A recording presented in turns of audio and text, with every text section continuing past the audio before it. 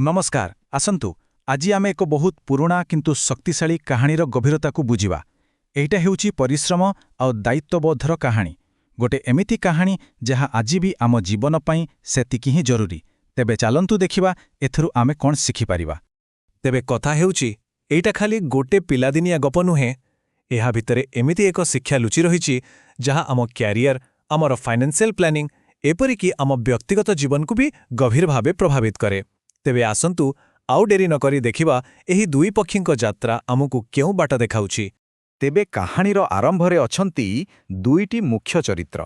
गोटे गछरे रहुथिला गोटे घरचटिया आउ ठीक ता सामना गछरे गोटे काऊ। आउ कहिबाकू गले सेमानकर जीवनशैली आउ चिंताधारा थिला पूरापूरी अलगा, जेमिति आकाश आउ पाताल। आउ एहिठारु ही आरंभ हुए प्रकृत संघर्ष। देखंतु ए दुहिंक भितरे फरकटा बहुत स्पष्ट। गोटे पटे अछि घरचटिया पूरा परिश्रमी, ठीक आम भितरु किछि लोकंक परि जो माने भविष्यत पई योजना करंती, संचय करंती। से तार आगामी छुआमानंक पई दिन राति एक करी खाद्य संग्रह करुथिला। आउ अन्य पटे थिला काऊ, तार गोटे काम बास आजिरे बंचिबा, सोई रहिबा आउ भोक लागिले मागी खाइबा। बास एइठो ए कहानीर प्रकृत मोड़ आरंभ हेउछि। तेबे कहानी एबे एक नुआ मोड़ नेबाकू जाउछि, कारण आगोकू आसुथिला मौसुमी आउ एहा एक बड़ विपदर संकेत देउथिला। एही समयरे ही दुहिंको एक बहुत बड़ निष्पत्ति नेबार थिला, गोटे एमिति निष्पत्ति जहाँ सेमानंक भविष्यत लेखिदेव। एइठी देखंतु घरचटियार दूरदृष्टि आउ दायित्वबोध। से बुझिपारिला जे तार एई दुर्बल बसा आसुथिबा झड़कू संभाली पारिबानी।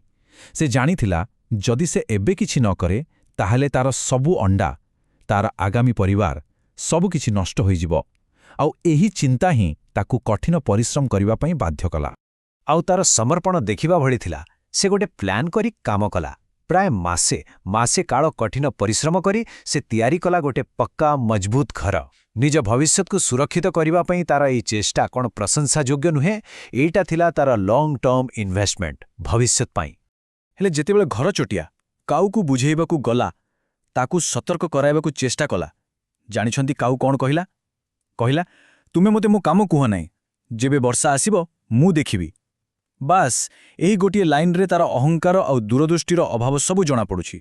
से भाबुथिला सबु किछि से एका संभाଳି नेबो, किंतु प्रस्तुति सेटा पूरा शून्य थिला। आउ एबे कहानी पहुंचिछि तार सबुठु गुरुत्वपूर्ण मोड़रे। एबे समय आसीछि सेमानंकर निष्पत्तिर फल पाइबार। देखा जाऊ काहार परिश्रम रंग आळुछि आउ काहार अलसुआमी ताकू विपदरे पकाउछि। आउ तापरे हठात आकाश कला होइगला। सेही मुहूर्त आसीगला जहाँ पाई घरचटिया प्रस्तुत थिला आउ काऊ अणदेखा करिथिला। प्रबल पवन सांगकू मुसळ धारारे वर्षा सबुकिछि ओल्टापालट करिदेबा पाई। एइटा ठीक जीवन आसुथिबा सेई अचानक संकट परि थिला जहाँ पाई आमे प्रस्तुत न थाउ। आउ फलाफल ताहा तत्क्षणात सामनाकू आसीगला। घरचटियार परिश्रमर फल मिलिला। तार मजबूत घर भितरे पानीर गोटे बुंदा भी पशिलानी। से निज छुआमानक सह आरामरे सुरक्षित थिला। किंतु अन्यपटे काऊ तार सेई दुर्बल बसा पानीरे बुड़ीगला आउ से बिचारा वर्षारे ओदा होई थरुथिला। कहानी एठी शेष हेउनी। एबे कथा आसुछि दया आउ द्वितीय सुजोग उपरकू। गोटे बड़ प्रश्न एबे सामनाकू आसुछि, जदि काहाकू द्वितीय सुजोग दिया जाए से तार सठिक व्यवहार करिबो ना तार फायदा उठाइबो। आउ एइठी देखंतु घरचटियार महानता।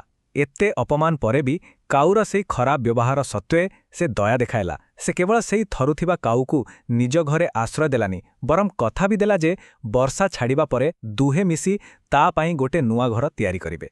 किंतु काऊर अभ्यास कण एते सहजरे बदलिबो? 3 दिन परे वर्षा तो छाड़ीगला। जेमिति ही घरचटिया बसा तैयारी करिबा कथा कहिला, काऊर बाहानाबाजी आरंभ।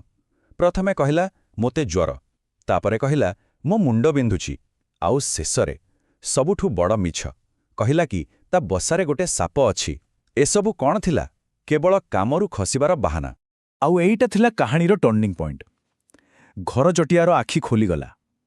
से बुझिपारिला जे काऊ बिना परिश्रमरे आरामरे रहिबाकू अभ्यस्त होई सारिलाणी।